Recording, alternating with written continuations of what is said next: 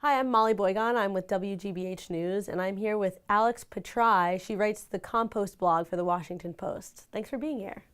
Thanks for having me. So I want to start off with a question that I'm sure everybody asks you, but still one that I'm going to go ahead and ask. I read somewhere that usually satire is meant to point out a politician's dog whistles when Donald Trump uses an air horn. Yeah. So what are the challenges of covering Donald Trump as a satirist that didn't exist with other presidents?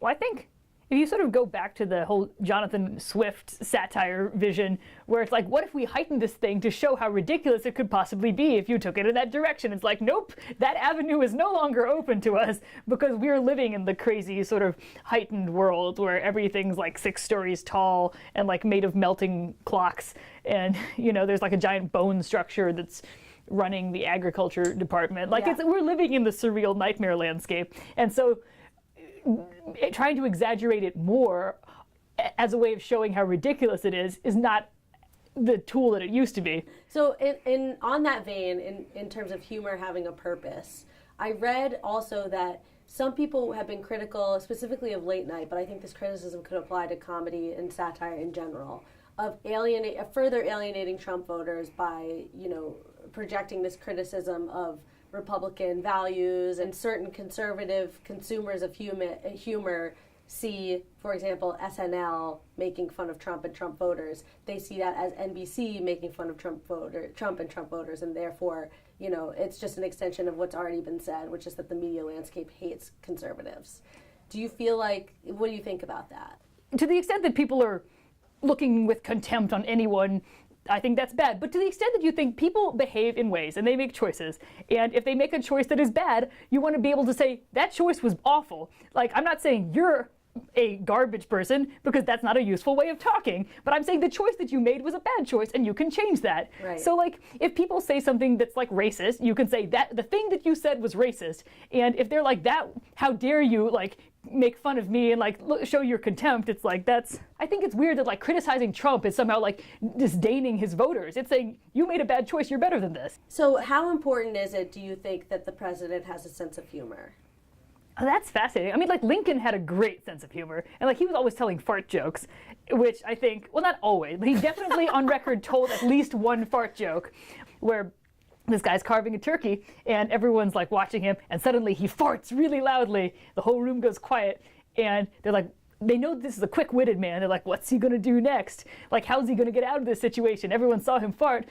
And so he like rolls up his sleeves and he goes, now, by God, I'm going to see if I can carve this turkey without farting.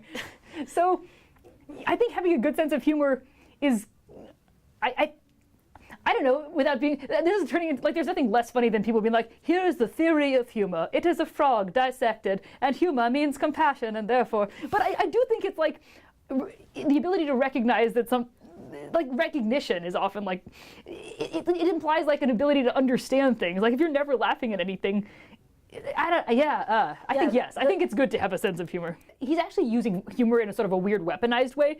You can either like make fun of yourself and be like, all right, everyone's in on this joke, like we're all laughing like together, or you could say this other person is bad and we can all laugh at them. I feel like that ties in some way into also a new expectation that we have, that the president is able to entertain and kind of like have a shtick. Yeah. Well, it's funny because I feel like the presidency is weird because it's like, you have your ceremonial head of state, and then you have your like head of the person who's running the government. And in America, they're the same person. And then like, part of it is also like we expect to hear from them so much. Like, it's not like, oh, like the president can just go do some stuff. Like, we can't have like a Calvin Coolidge anymore. It's really much harder to do that, where you just have a guy who's like, doesn't want to be in the spotlight, and his shtick is he doesn't say stuff. Like, now you have to sort of belong to people to a great extent. A turning point was Charlottesville, where a lot of the late night comics and even in some ways satirists took a step back. What do you think about that moment prompted people to have a code switch? People had always sort of hoped that Donald Trump was just saying things to say things, and because like there was like secretly he was playing a game of chess in his mind that was like 8 degrees of chess, and you know that he was on like cosmic brain level, like with all the memes, and we were just pawns in this game. But to have something that's like really the most simple, basic question you can ask about somebody about, like, what is inside you? What are your values? What do you actually believe? And to have him fail it so publicly and so massively because he was terrified to say, people who kind of like me might be bad people. The fact that, he wasn't just saying those things because it turns out that, like, racism attracts voters. He was saying those things because maybe that's what's inside him. Do you you must get burnt out. I feel like anybody who works in this industry has a moment of just, the sheer pace of news, I think it can be exhausting. So how do you deal with that? Yeah, a lot of coffee. It's definitely a lot of pressure. And like, the problem isn't, oh no, what am I going to write about today? It's like, which of the like many things am I going to write about today? So the problem is never like, oh, there's nothing going on. When someone is president, they have a schedule and like, when news is going to happen. But the Trump presidency just feels like something might happen any day at any time and you can't quite relax. So I'm not sure like how to avoid that feeling. That's just like a new default that's built into everyone. What is your relationship to social media in the context of all that? Like I had to give away my Twitter password to somebody so that they could change it so that I wouldn't log on anymore. So in terms of self-care versus your responsibilities to your job, how do you deal with social media? I mostly don't do Twitter on the weekends, but I try to remember to read. If a couple of weeks have passed and I'm like, why do I feel like miserable and like all of my thoughts are the same thoughts just being recycled over and over again? I'm like, I haven't read anything in a while. Let me like sit down with a book and read a book. So that's sort of a self-care thing.